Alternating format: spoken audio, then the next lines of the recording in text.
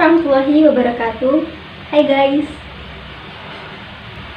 Pernahkah kamu merasa bahwa circle pertemanan di sekitarmu sangat buruk dan tidak memberikan kontribusi positif dalam hidup?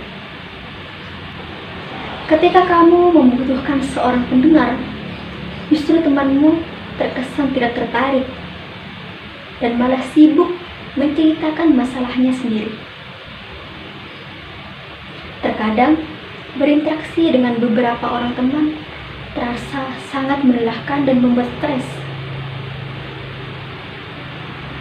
Hati-hati, bisa jadi itu adalah tanda bahwa kamu terjebak dalam toxic friendship. Istilah ini menggambarkan tentang hubungan pertemanan yang tidak sehat. Hubungan pertemanan yang dijalani seolah menjadi racun yang bisa merusak kebahagiaan dan kesehatan mental. Lalu, bagaimana cara menghadapi pertemanan yang toksik? Terjebak dalam circle pertemanan toksik bisa sangat melelahkan, membuat stres, makan hati, dan bisa membuat kamu merasa tertekan. Jenis teman seperti ini harus dihindari, apalagi jika sudah merugikan. Namun, tentu saja hal itu tidak akan mudah untuk dilakukan. Apalagi jika kamu setiap hari bertemu dengan dia, seperti teman kantor, teman sekolah, ataupun yang lainnya. Ketika terjebak dalam circle pertemanan toksik, ada beberapa hal yang bisa kamu lakukan. Di antaranya, yang pertama, kenali sifat beracun. Penting untuk mengenali sifat beracun apa saja yang mereka tunjukkan kepada dirimu.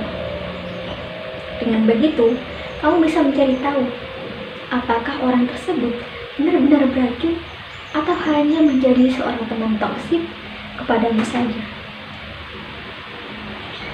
Yang kedua, berani katakan tidak.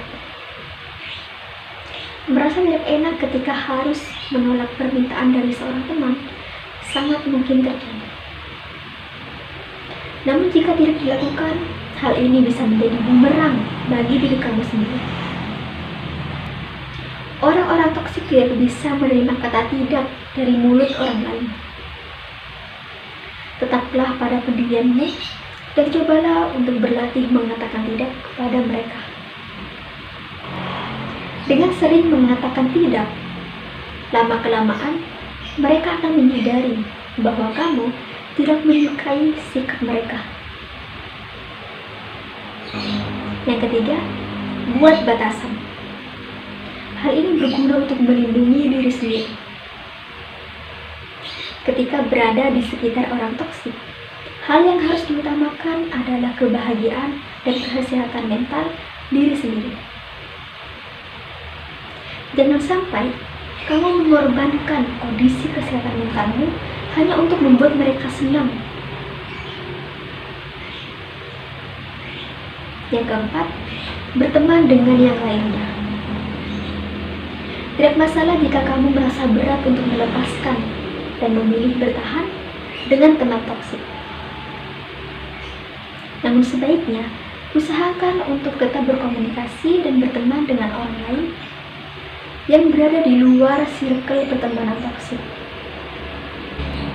Kamu bisa berbagi cerita dan meminta pandangan objektif dari mereka yang tidak tergolong sebagai teman toksik. Cobalah untuk menceritakan seputar yang kamu alami dan mintalah pendapat kepada mereka terkait hal yang bisa dilakukan untuk mengatasi pertemanan tersebut. Dan yang terakhir, akhiri pertemanan. Jika kamu sudah merasa tidak bisa lagi mentoleransi masalah dalam hubungan pertemanan tersebut, maka jangan ragu untuk mengakhirinya. Mungkin sangat sulit, tapi cobalah untuk sedikit demi sedikit menjauhinya. Perlu diingat bahwa kesehatan mental dan kebahagiaan diri sendiri jauh lebih penting. Dengan begitu, kamu bisa lebih fokus dalam menjalani hidup tanpa diganggu hubungan pertemanan toksik. Tak perlu merasa takut tidak memiliki teman. Kamu masih bisa mencari circle pertemanan yang jauh lebih positif. Jangan hanya karena kamu kesepian membuatmu berhubungan kembali dengan orang-orang toksik. Kamu tidak seharusnya meminum racun hanya karena kamu kehausan. Oke? Thanks yang udah nonton video ini. Mohon maaf apabila ada salah-salah kata. Wassalamualaikum warahmatullahi wabarakatuh.